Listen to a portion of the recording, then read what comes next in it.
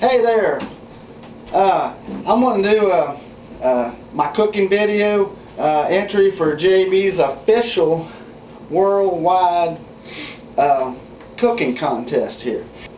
Do some fried chicken. I'm going to do it a little different today. I'm going to do it like Colonel Sanders used to do it in a pressure cooker. Right here I got me a pressure cooker there, down there. Mashed potatoes and brown gravy with that. And we're going to make some Allen's baked beans with that. And bake us up some biscuits. A few different spices here. Not quite the 11 herbs and spices like the Colonel, but I'm going to use 5 of them right here. We got garlic. We're going to use in there some black pepper, fresh ground black pepper from the peppercorns here. Going to use some kosher salt and some Hungarian sweet paprika, and just a little bit of ground cayenne red pepper there. Yeah, here's how I like to show you this little book here. My mom seen the Colonel right when the Colonel was getting started. He didn't have the Kentucky Fried Chicken restaurants yet, and what he was doing is he was getting different places to make his recipe and advertise it as Colonel Sanders' Kentucky Fried Chicken recipe. And this is a book. It's got different recipes in it.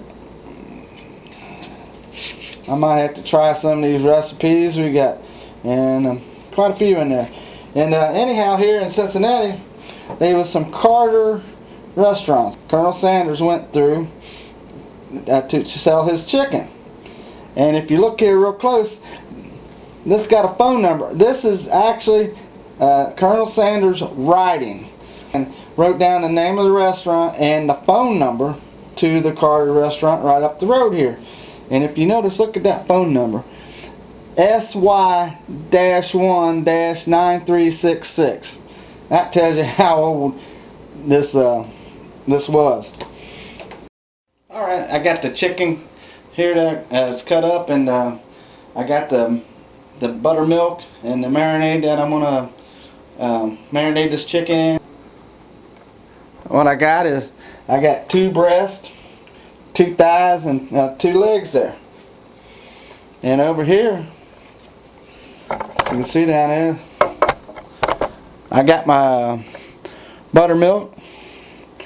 I guess that's about 2 cups or so. And something else I put in there, I put a Cajun powder, spicy garlic pepper sauce in with it. I used 2 tablespoons in there, and I stirred it in there real good. And what that's going to do is the garlic's going to add some flavor to that chicken there, marinating it. And it's got a little bit of pepper in it too, you know, some red pepper. You don't need to worry, it's not going to make this hot the way I'm doing it. I'm going to put this chicken down in here and get it all in there real good. I believe I can get it all in here. And then kind of work it in. Make sure everything's covered real good. Alright. Kind of like that. Just spin it around. Get it in there real good. And I'm going to cover that with some saran wrap and put it in the refrigerator. Like I said, for about 6 hours. I got me some all vegetable Crisco shortening here. I'm got her cooking down right in there. What I want is about 2 inches of oil down in here. It's going to melt down real good there. Also, what I'm going to put in there is for breakfast, I had some bacon there, and look, I got me some bacon grease I saved, so I'm going to put that in there too. See there? That's about a half cup bacon grease. Be alright. I'll put that in there like that. See? Good old bacon grease. But also back here I got them Allen brand baked beans. They're good right out of the can, so I'm not going to do anything to them. I got them back there in the double boiler. Right, yeah. See that in there? Warming up. I got the potatoes cooking. The red potatoes are cooking to make mashed potatoes and gravy with. In the refrigerator there for about 6 hours there. Marinating in that buttermilk and that garlic pepper sauce. Down here I got 2 cups of all-purpose flour. So there's 1. There's 2. That should work. And what I'm going to do is I'm going to put 2 teaspoons of baking powder. There we go. Alright, so we got the baking powder in there with the flour. Stir it up a little bit.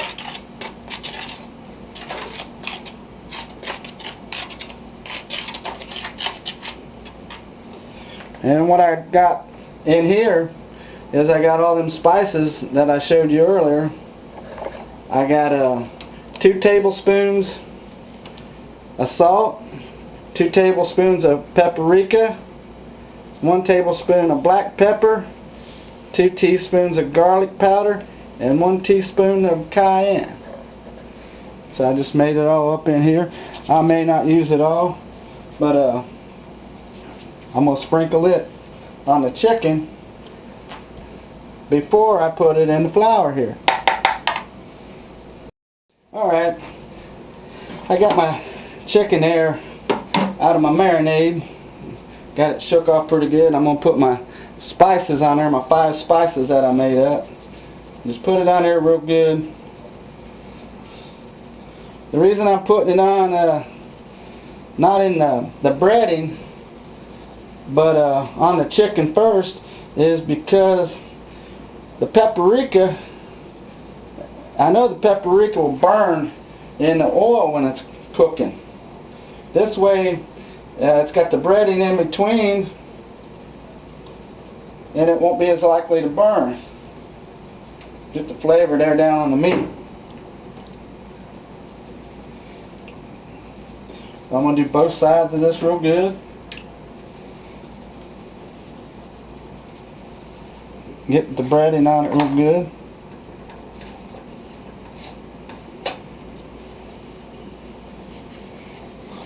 Get it over there. Can you see over there? We'll get you over here. There you go.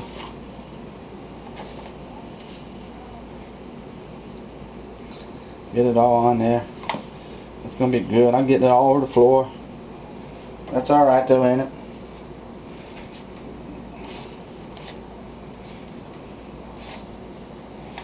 Get it all breaded up real good. Like I said, all over. All sides. Get the legs in there. Get them good. Get the thighs. Got the thigh here. Get it all going real good. Alright. I got my chicken all breaded up. Finished breading up. I had to make sure my oil was up. It's up to 350 degrees. It kind of dropped. I turned it down a little bit and it dropped down. I had to wait. So what I'm going to do now, here's the chicken nice and breaded. You want to shake it off real good, because you're going to get, if you don't, you get a lot of stuff in the bottom of your oil when you're cooking it, and it will burn, and that stuff won't be too that good. So what we're going to do is kind of get them going here just a little bit before you drop them in, and then drop them in slowly like that. Like I said, shake them off real good.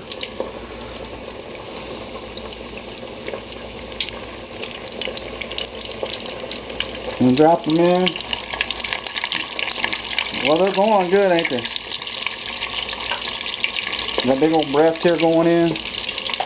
Looks like I get the shuck off real good. And you don't want much to splash in there, so try not to splash it.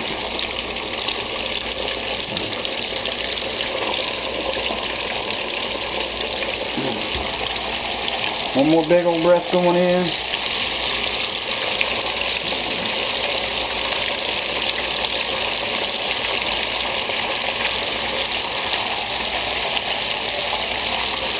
One more thigh. Here comes a thigh.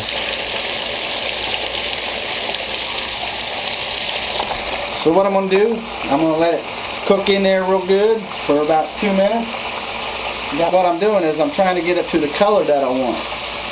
I want it a little brown, start turning golden brown. And then I'll put the lid on the pressure cooker and cook it another 8 more minutes. And check the internal temp, should be around 180.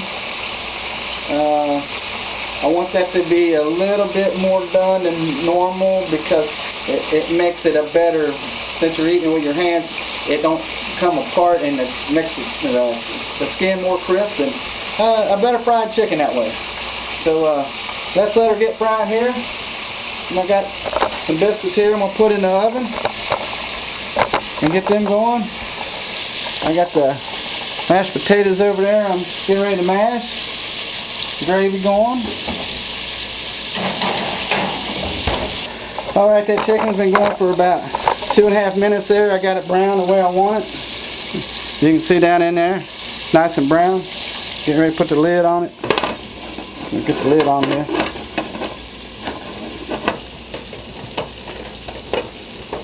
Lock the lid on. There we go. Okay, now we're going to go for another 8 minutes there. And it'll be done. Alright. Yeah, the pressure cooker worked okay there. I cooked it in there a total about, probably about 12 minutes. A little bit longer than I thought I would. And over here's what that chicken looks like. I got it draining right down there. That don't look too bad, does it? Yeah, that'll be good. All them mashed potatoes we got, I mashed them up. Got some beans back there. Some biscuits over there. Alright, I got this plated up here. It's pretty good. Check this out here. Right down there. That's some good fried chicken there, boy. Yum. But I know you're not convinced until I try it. Yeah. Get me a thigh here.